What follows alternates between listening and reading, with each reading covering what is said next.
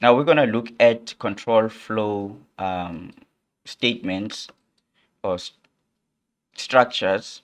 So control structures are fundamental in programming because they allow you to dictate the flow of the program's execution based on certain conditions. Now I'm going to give you a couple of examples, but before, let's go ahead and add a new directory here, and then we can just call it control flow.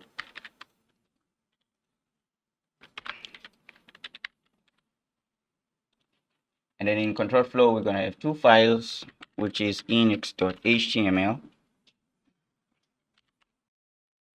Now the if statement, let's just do this if. Now the if statement evaluates a condition, and if the condition is true, then the block of code inside the if statement is executed. And if the condition is false, the program moves to the next condition or block. Now, for example, let's consider a scenario where you want to determine the state of the weather based on the temperature. So we can have a variable temperature. So temperature, it's 20 degrees. Then we can say if temperature is greater or is less than 0, so we can put it's less or equals to 0. Now if we look at that, we get nothing. Doesn't really, we get nothing. Now, but we can say else. So if it's not true, then do something else. So we can say console. Now it returns that the water is boiling. Why? Because the temperature is 20 degrees. Sometimes we can test multiple things. So we can say, instead we can say else if. Just want to indent these things nicely. Else if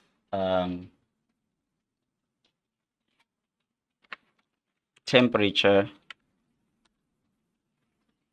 is greater than 0 and temperature is less than 100, then we can say the water is liquid.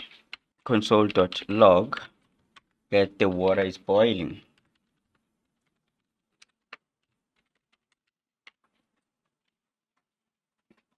So what we're gonna get, because now remember with the end, both of the statements must be true. So meaning the water must be greater than 0. Also the temperature must be greater than 0, and the temperature must be less than 100. Now we know that the temperature is 20, so that means that the water will be liquid because both of the statements must be true. Now if we look at that, then we can see that it says the water is liquid. All right, so if the temperature is less than or equal to 0, it prints the water is frozen.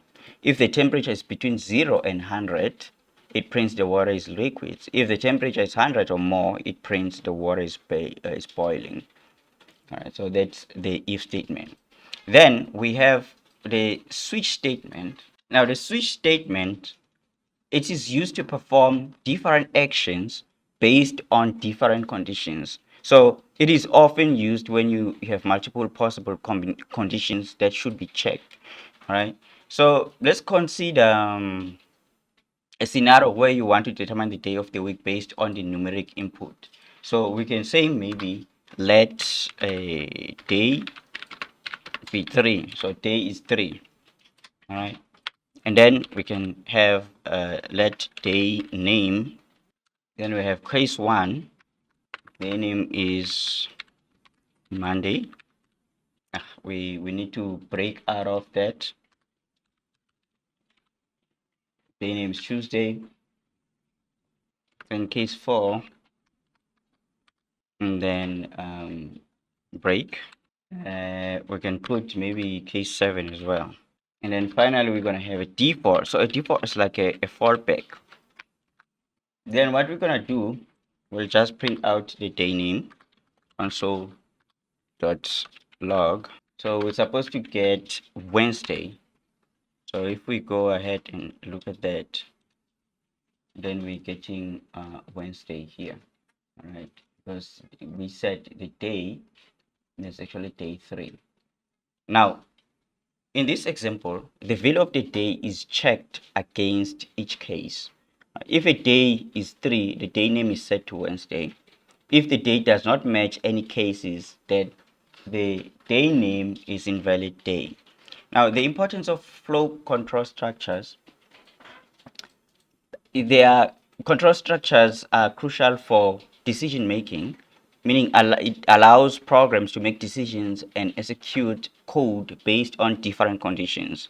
Now, the flow control, it enables conditional execution of the code block, which is essential for dynamic and responsive program. And then also it's good for code readability. It makes the code easier to understand by clearly defining the conditions under which certain blocks of code will execute, right? And then for error handling as well, allows for proper error handling and user feedback by checking conditions and responding appropriately. So let's do another example. Let's consider maybe an online shopping system where you need to apply different discount rates based on users' membership level. All right. Now, let's say uh, we have a variable membership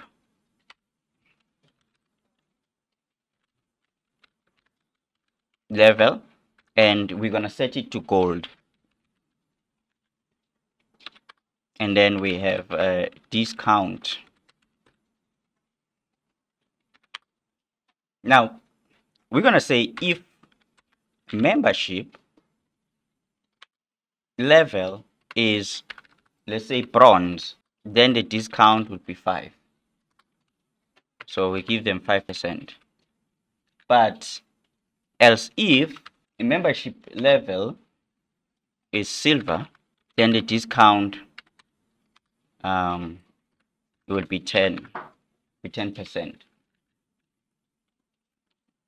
And then else if membership level is gold, then the discount would be 15%. Now, what happens if the user does not have a membership? So he gets a discount of 0. So we're just going to say else discount will be 0. Then we can go ahead and console log discount and then in percent.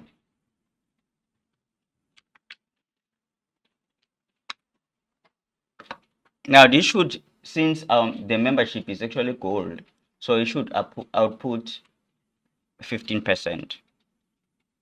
So if we check there, then we're getting the discount of 15%.